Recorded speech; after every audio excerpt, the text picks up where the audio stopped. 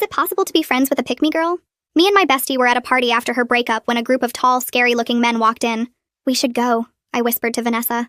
In response, she turned to them and practically shouted, "You always want to leave when the hot guys show up. Are you jealous of me or something?"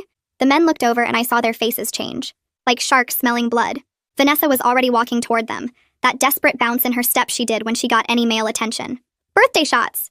she squealed, grabbing my wrist. Her nails cut into me as she dragged me toward the terrace. The men followed, spreading out, surrounding us. The terrace door clicked behind us. Click. The automatic lock activated. We were trapped out here with them, and Vanessa was giggling like it was cute. Vanessa! She was already pressed against one of them, the one with the ugly designer shirt. Another guy blocked the door, just standing there. Casual. But I knew. "Your friend looks scared," one of them said, laughing. "She's always like this around men," Vanessa said. "Probably because she hasn't been touched in months. Right, babe?" My face burned. The men exchanged looks. "That true?" Ugly Shirt asked me directly, moving closer. "We should go," I said firmly. But Vanessa laughed. A fake, high-pitched laugh. "See? She can't even talk to you. It's actually sad. That's why I brought her.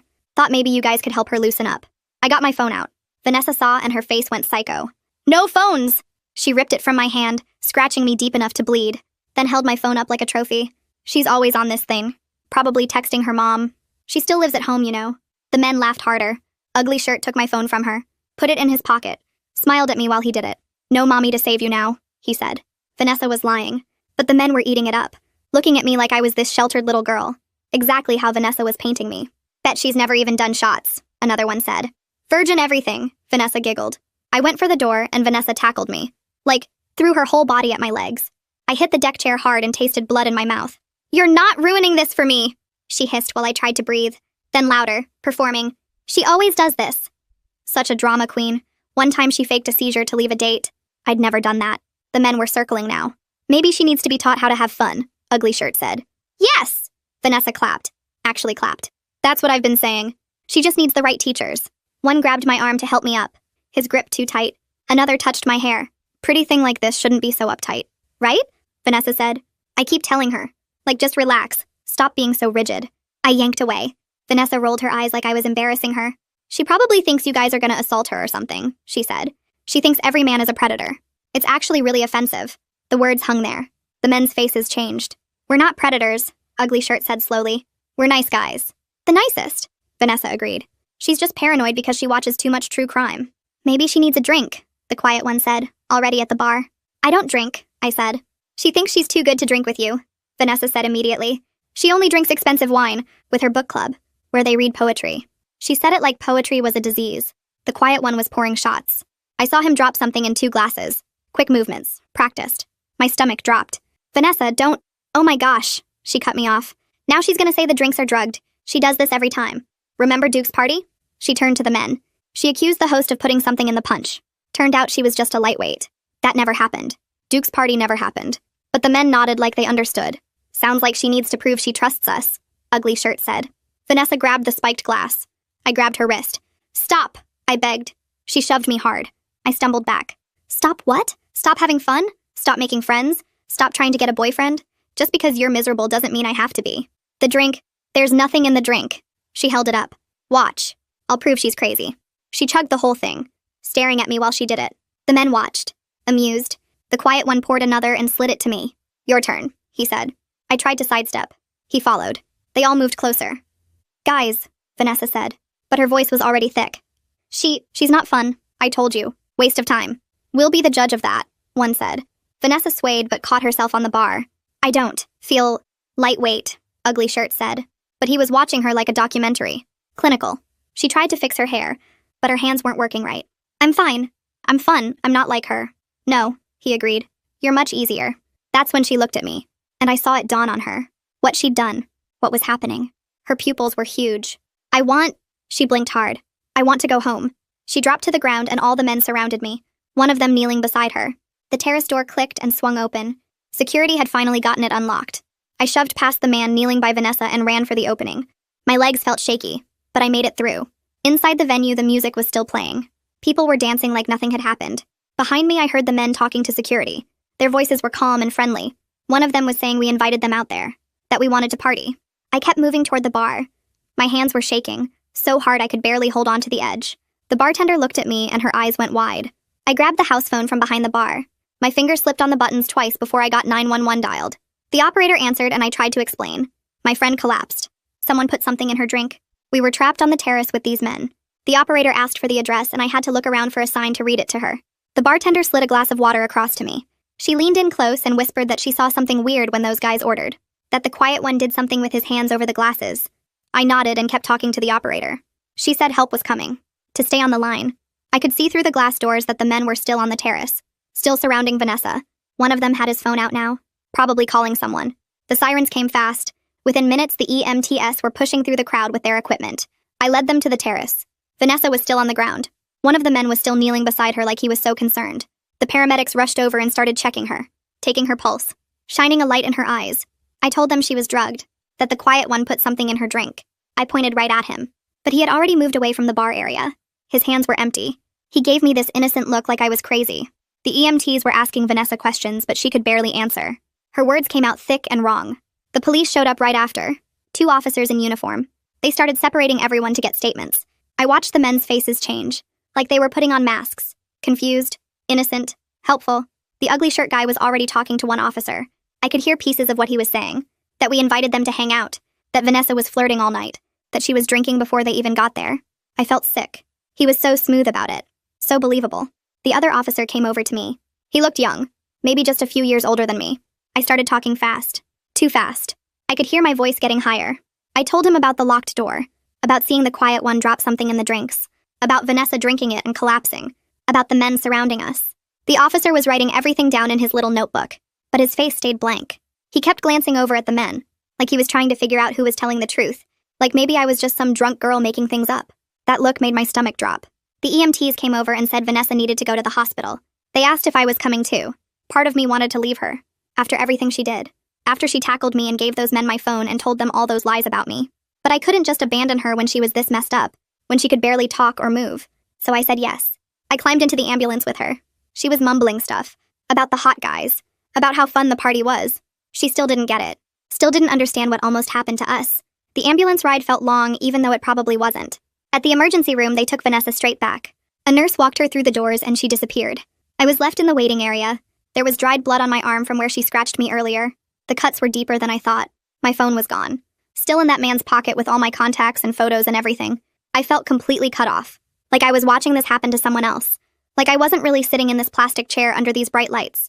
A nurse came out after a while. He introduced himself as Otto. He was gentle when he talked. He said that since I was given a drugged drink too, they should do an exam.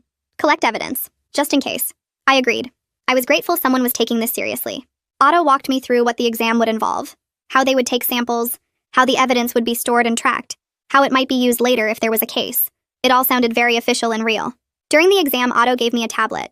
He said I could record a voice memo if I wanted. To get everything out while it was still fresh. So I did. I started talking into the tablet. My voice sounded weird. Too high. Too shaky. I talked about how Vanessa shouted that I was jealous. How she dragged me to the terrace. How she took my phone and scratched me. How she tackled me when I tried to leave. How she told the men I was paranoid. How she set me up. How she drank the drugged shot to prove I was crazy. I talked about the men circling us. About the locked door. About Ugly Shirt putting my phone in his pocket. About the quiet one dropping something in the drinks. I talked until I ran out of words. After the exam, I went back to the waiting area. I didn't know what else to do. Then the bartender from the venue showed up. She found me sitting there. She said her name was Natasha. She gave me her contact information on a piece of paper. Said she was willing to make a statement about what she saw. She told me she noticed the quiet one doing something weird with the drinks.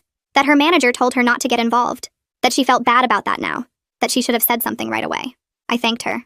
I folded the paper carefully and put it in my pocket. It felt important. Like proof that I wasn't making this up.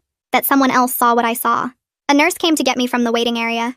She walked me back to where they were keeping Vanessa. The room was small and bright. Too bright. Vanessa was sitting up in the hospital bed. Her eyes were clearer now. More focused. I felt relief for a second. Then she opened her mouth. "Why are you still here?" she asked. Her voice was annoyed. Like I was bothering her. "You made such a huge deal out of nothing. Those guys were into me and you ruined it." The nurse who brought me in stopped moving. Just froze by the door. Staring at Vanessa. I couldn't process what I was hearing. "Vanessa, they drugged you," I said. My voice came out flat. "They drugged both of us. You collapsed." She rolled her eyes. Actually rolled her eyes at me. "I had too much to drink." "That's different. You always do this. You always make everything about you being scared or whatever." The nurse stepped forward. "Miss, Do you understand what happened tonight? Vanessa ignored her, kept looking at me with that mean expression she got sometimes. I finally meet guys who are actually hot and interested and you had to call an ambulance? Do you know how embarrassing that is? I felt something break inside me. Some last piece of hope that she would understand. That she would get it. They were going to assault us, I said. Each word felt heavy. Both of us. That's what they do. That's why they locked the door. Vanessa laughed. A bitter sound. You're so dramatic. They were just flirting. But you can't handle that because nobody ever flirts with you. The nurse looked between us. Her face showed shock and something else. Pity, maybe. For me. She opened her mouth to say something, but a patrol officer appeared in the doorway. He had a notebook in his hand. I need to take a detailed statement, he said, looking at me, not at Vanessa. I followed him to a small office down the hall. The walls were beige. Everything in hospitals is beige. He pulled out a chair for me and sat across a desk. Start from the beginning, he said. His pen was ready. Actually ready. Not like the first officer who seemed bored. So I started talking. I told him about Vanessa shouting that I was jealous when the men walked in, about her dragging me to the terrace, about the door locking behind us with that click, about how she took my phone and scratched me deep enough to bleed, about how she tackled me when I tried to leave, about her telling the men I was paranoid and dramatic and had never been touched, about the quiet one pouring shots and dropping something in 2 glasses, about Vanessa drinking the spiked shot to prove I was crazy, about the men circling closer when she collapsed. The officer kept writing. He asked questions about timing, about what each man did specifically, about where everyone was standing, about exactly what Vanessa said to them about me. He filled up pages in his notebook. When I finished, my throat hurt from talking. He looked up at me. The venue has security cameras, he said. We'll pull the footage. That made me feel something. Not quite hope, but close. They discharged me around 3 a.m. A nurse handed me a stack of papers about the evidence collection, about how to get the results, about victim services. The card had a phone number I could call anytime. I put everything in my bag. Vanessa was being kept for observation. They wanted to monitor her longer. I didn't go back to say goodbye. I ordered a rideshare from the hospital entrance. The driver didn't ask questions, just drove. My apartment building looked different at night, darker. The hallway felt too long. I unlocked my door and stepped inside, then locked it behind me, then checked it again. The deadbolt, the chain, the handle, all locked. I checked the windows, all closed, all locked. I sat on my couch in the dark. Every sound from the hallway made me jump. Footsteps, voices, doors closing. My heart kept racing. I couldn't make it stop. I finally turned on all the lights, every single one. It didn't help much. The apartment still felt wrong. Too quiet, too empty. I kept thinking about those men, about Ugly Shirt putting my phone in his pocket, about the quiet one's practiced movements, about how close we came. I checked the locks again, still locked. But I checked anyway. The next morning I went to the phone store. The guy behind the counter was cheerful. Too cheerful. I told him my phone was stolen. He set me up with a new one. Same number. When I logged into my accounts, the notifications started flooding in. Messages, comments, tags, dozens of them, all asking what happened. I opened social media. Vanessa had posted from the hospital. A long post. She said I caused a scene at a party, that I got her hurt, that I was jealous of her getting male attention, that I called ambulances and police for no reason, that she was the victim here. The comments were all supportive. Of her. People I thought were my friends. Telling her she deserved better. Asking if she was okay. Saying I sounded toxic. Nobody asked for my side. Nobody messaged me to check if I was all right. They just believed her. Every word. I sat in my car in the parking lot, scrolling through the comments, watching people I knew turn against me. Some of them I'd known for years. They didn't even hesitate.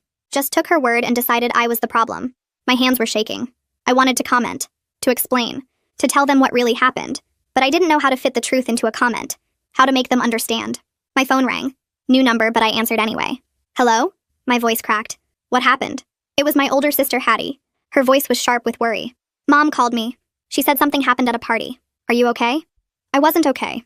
The question broke something loose. I started crying, actually sobbing, right there in the phone store parking lot. I told her everything. About Vanessa's shouting, about the locked terrace, about the drugged drinks, about being surrounded, about Vanessa's posts now, about everyone believing her. Hattie was quiet while I talked. Then she said words that made me cry harder. I'm coming up. Right now. Pack a bag. You're not staying alone. I tried to argue. She lived 2 hours away. She had work. But she wasn't listening. I'm already getting my keys, she said. I'll be there by early afternoon. Don't go anywhere. Just wait for me. She hung up. I sat in my car, still crying, but feeling less alone. Hattie was coming. She believed me. That was something. Hattie showed up at 1 p.m. She had grocery bags. Real food. Not just snacks. She hugged me hard in the doorway. The kind of hug that says I've got you. We went inside and she started unpacking, putting things in my fridge, making tea, moving around my kitchen like she owned it. Then she sat down with my new phone. Show me, she said. So I showed her. Every post Vanessa made, every comment, every message from people asking what I did. Hattie's jaw got tighter with each one. The muscle jumped. She screenshotted everything. "We're documenting this," she said. Her voice was hard. "When the police follow up, they need to see this. How she's trying to control the story. How she's lying." She created a folder, started organizing everything by date and time. She was always good at this stuff. At keeping records. At being thorough. I watched her work, feeling grateful, feeling less crazy. "You did the right thing," she said, not looking up from the phone. Calling for help, getting evidence collected. All of it. Don't let her make you doubt that. 2 days later, my phone rang again. Unknown number. I almost didn't answer. "This is Detective Carson King," the voice said. Professional, but kind somehow. "I'm the investigator assigned to your case. I'd like you to come in for a detailed interview. Are you available?" My heart started pounding. "Yes," I said. "When?" He gave me a time. The next afternoon. Asked if I needed directions to the station. I said I could find it. After we hung up, I felt something I hadn't felt since that night. Hope. Real hope. Someone was taking this seriously. Someone with actual power to do something. Hattie drove me to the station. Waited in the lobby while I went back with Detective King. The interview room was small. A table, chairs, a recording device. He explained how it worked. That everything would be recorded. That I could stop anytime. Then he nodded and I started talking. I spent 3 hours in that room, walking him through every single detail. Detective King never interrupted. Never looked skeptical. Just took careful notes. Asked questions that showed he was actually listening. About the men's behavior. About Vanessa's exact words to them. About the timeline. About who did what when. He asked me to describe each man. Their heights, their clothes, their positions. He asked about the terrace layout. About the locked door. About the bar setup. About who could see what. Every time I thought I was done, he had another question. A clarifying detail. Something specific. It was exhausting. But also good. Like he was building something solid. Something that couldn't be torn down. Near the end, Detective King pulled out a folder. Inside were photos. Stills from security cameras. Grainy but clear enough. He spread them on the table. "Is this the bar area?" he asked. I nodded. He pointed to one image. "Is this the man you called the quiet one?" I looked closer. There he was. Standing at the bar. His hand was hovering over 2 shot glasses. His body angled to block the view from most of the room. But the camera caught it. The deliberate movement. The way he positioned himself. "That's him," I said. My voice came out shaky. "That's exactly what I saw." Detective King nodded. "The footage shows clear intent," he said. "This wasn't accidental."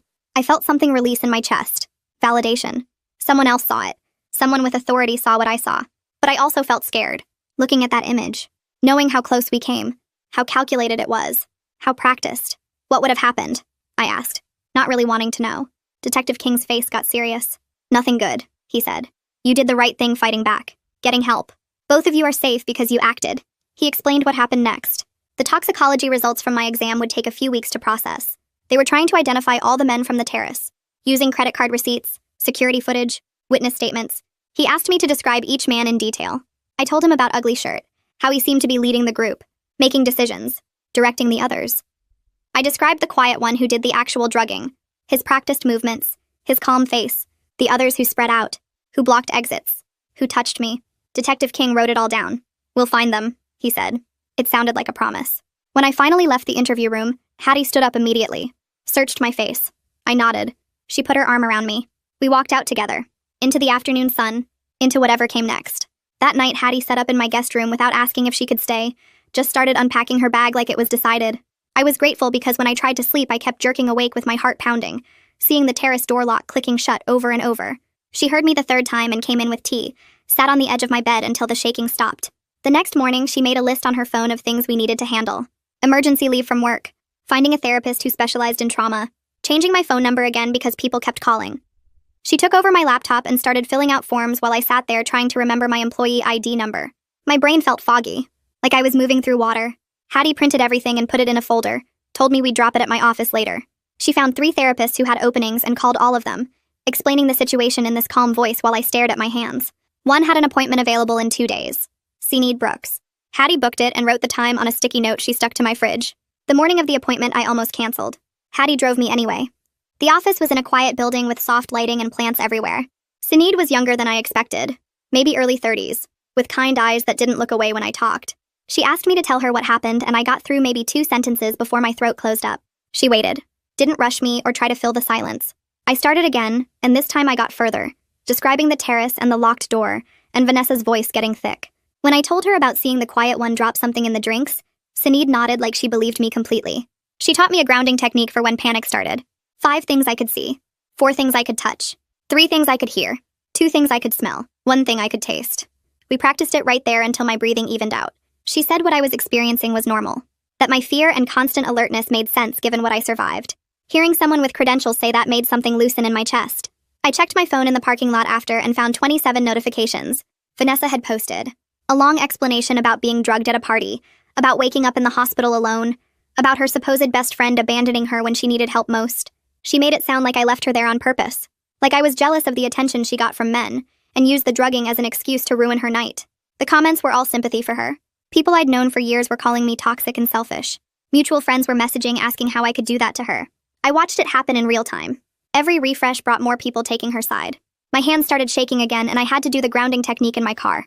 5 things I could see. The steering wheel, my keys, the parking meter, a bird on the sidewalk, Hattie's jacket in the passenger seat. 2 days later, I got a message from Natasha, the bartender. She said she'd submitted a written statement to Detective King about what she observed that night. She described seeing the quiet one make a quick dropping motion into 2 glasses at the bar. She saw him angle his body to block the view from most of the room. She watched the whole group follow us onto the terrace and noticed how they spread out in a way that felt wrong. Reading her message made me cry because someone else saw it. Someone else noticed the same things I did and was willing to say so officially. Detective King called my new number 3 days after that. His voice was steady and professional when he told me they'd identified the quiet one through credit card receipts from the bar. His name was Bryson Travis. Hearing his actual name made him more real somehow, more solid. Before he was just this shadowy figure in my memory, but now he had a name and an address and a history. I had to put the phone down for a second and do the grounding technique. 4 things I could touch.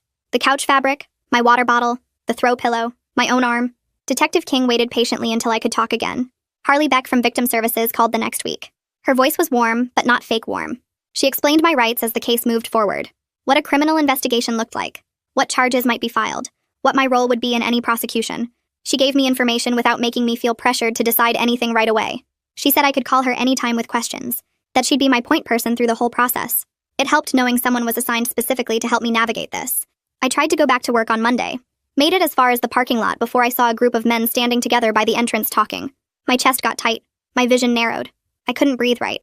I sat in my car gripping the steering wheel trying to remember the grounding technique, but my brain wouldn't work. Finally, I called my boss from the car and explained I needed more time. She was understanding. Said to take whatever I needed. But I could hear the concern in her voice. The unspoken question of how long this would take. Detective King called again 2 weeks after my exam.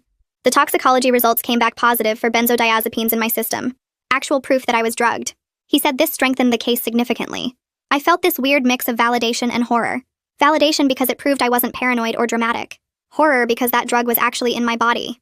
I came so close to being completely out of it. So close to not being able to fight back or run or do anything.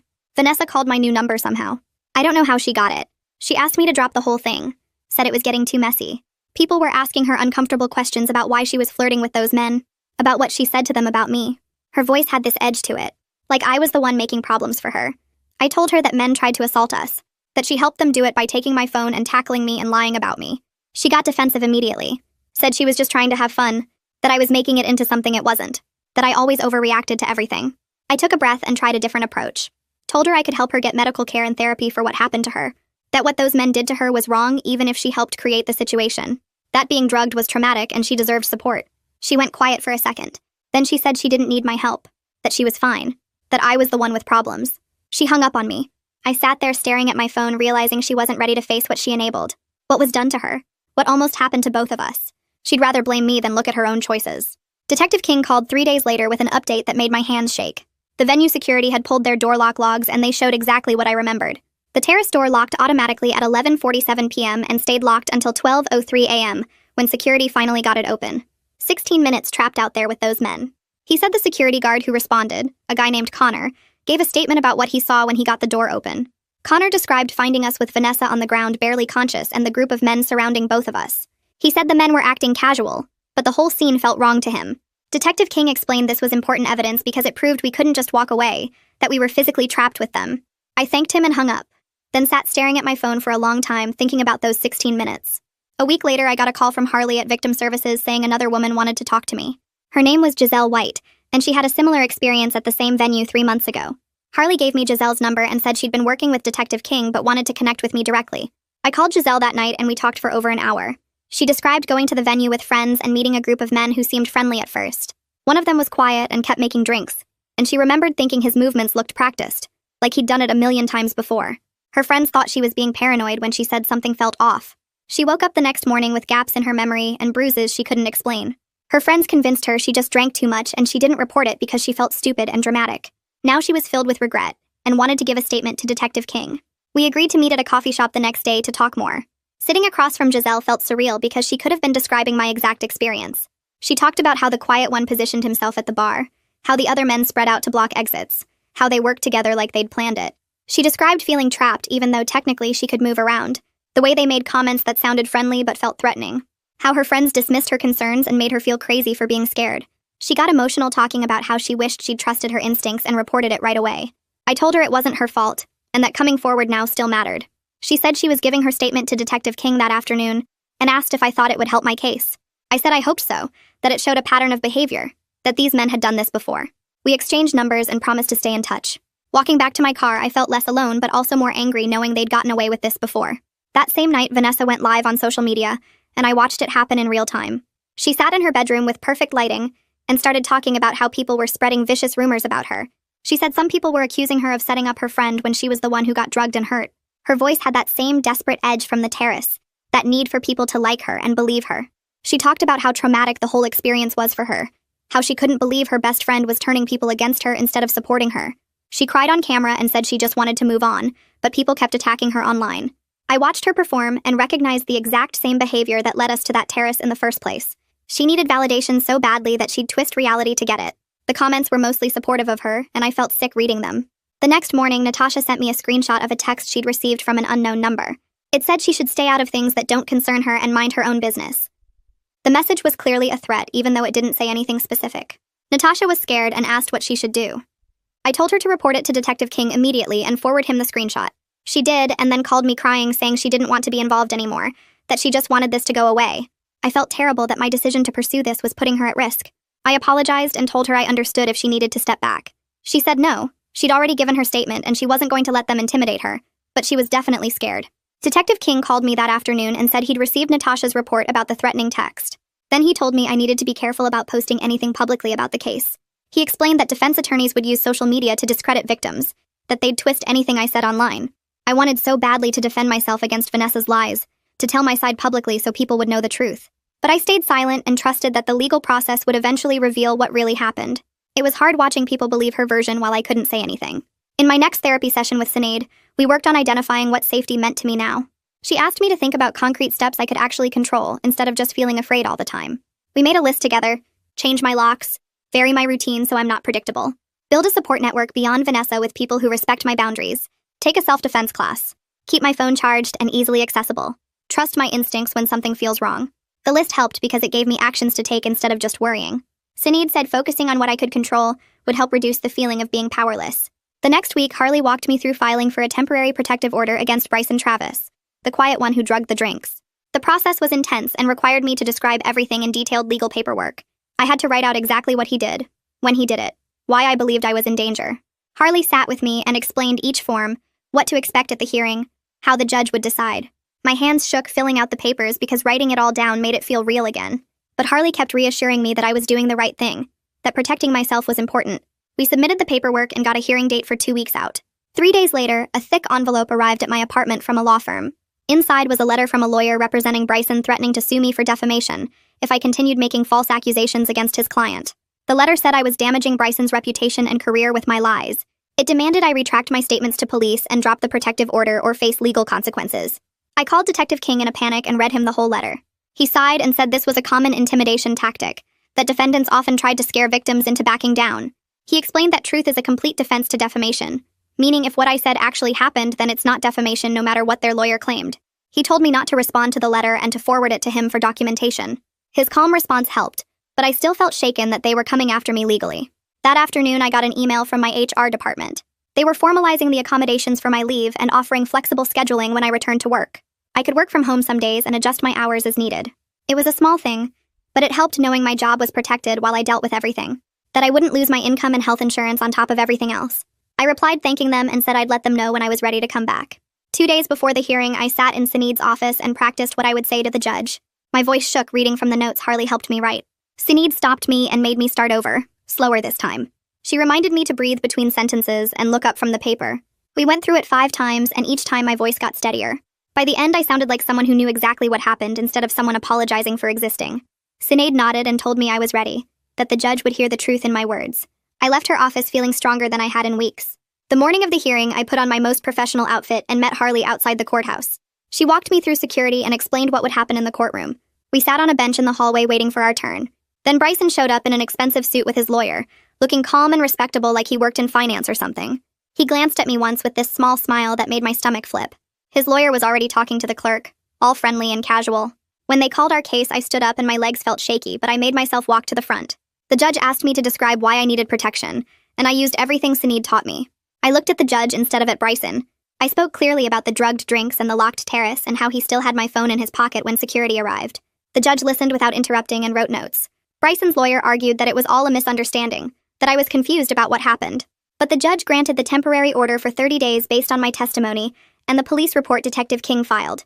It felt huge, like someone with actual power finally believed me instead of dismissing me as paranoid. That afternoon, Vanessa sent me a private message. She said she was scared that maybe she was drugged too, that she kept having nightmares about that night and couldn't remember big chunks of time. She asked if I thought the men would have hurt her if I hadn't been there. Reading her words made me feel bad for her, but also still angry. I typed out a long response about how she put both of us in danger and then deleted it. Instead, I sent her links to therapy resources and the victim services number Harley gave me. I told her she should talk to someone professional about what happened. I didn't offer to meet up or rebuild our friendship. She read the message but didn't reply.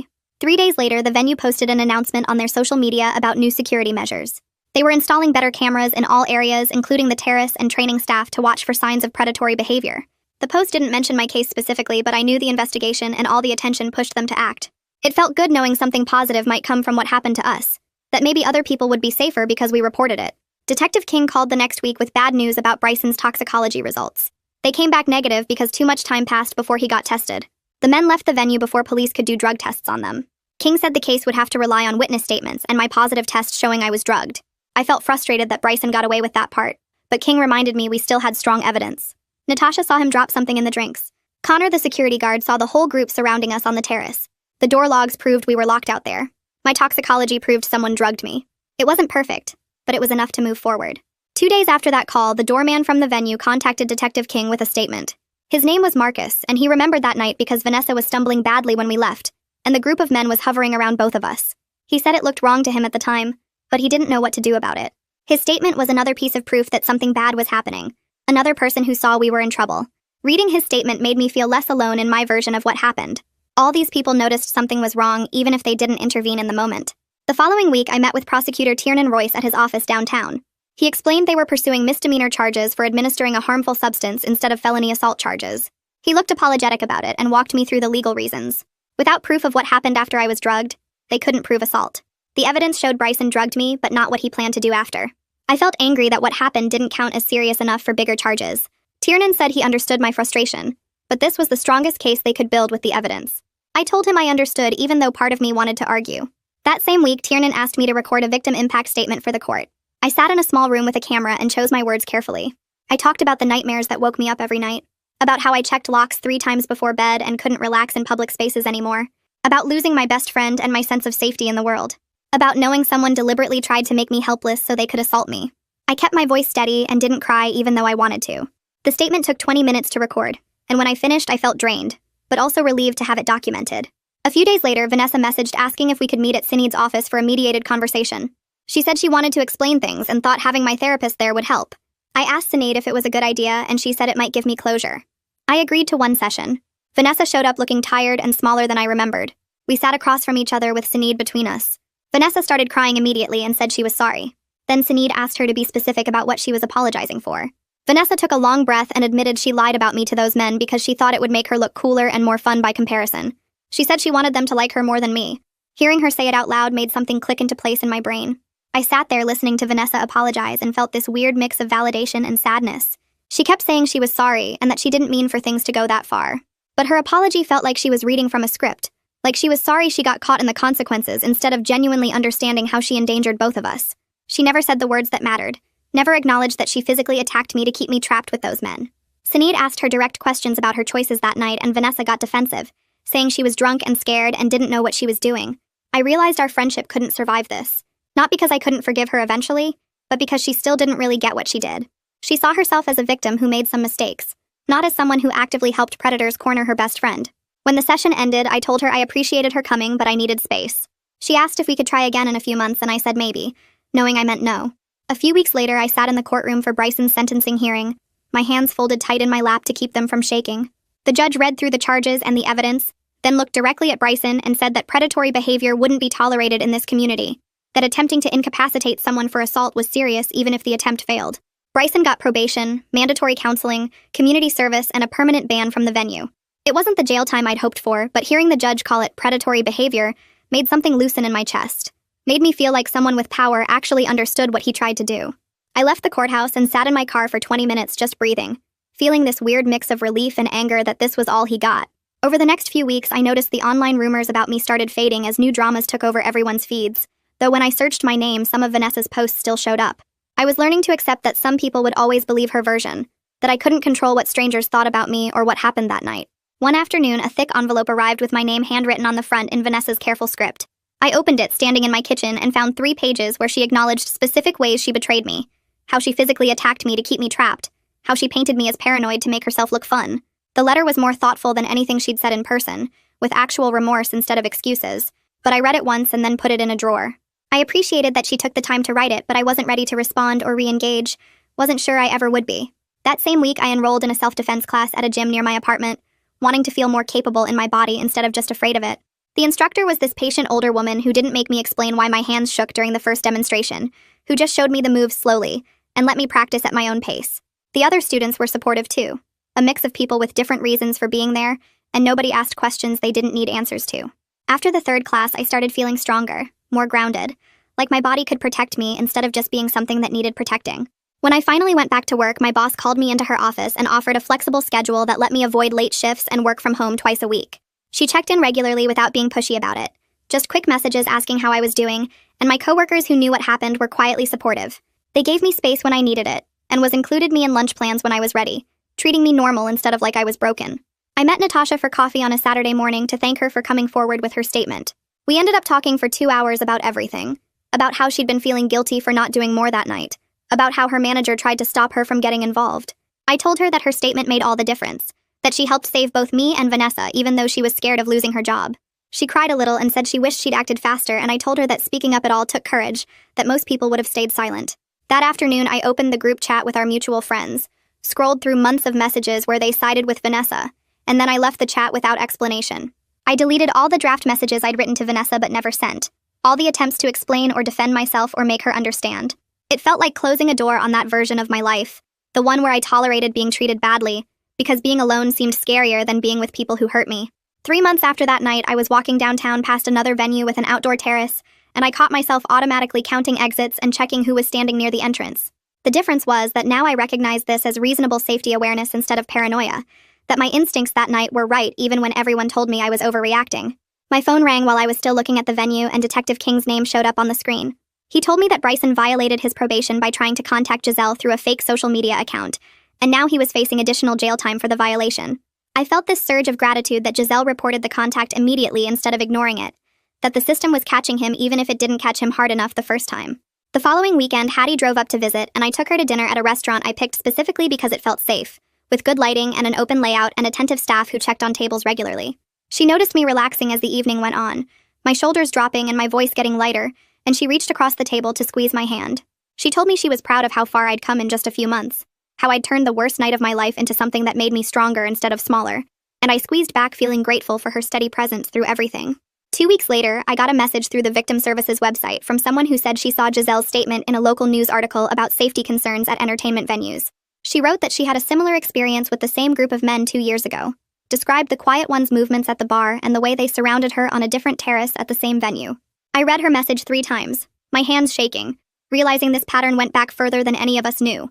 I forwarded everything to Detective King within an hour, adding a note that this might help establish a longer history of predatory behavior.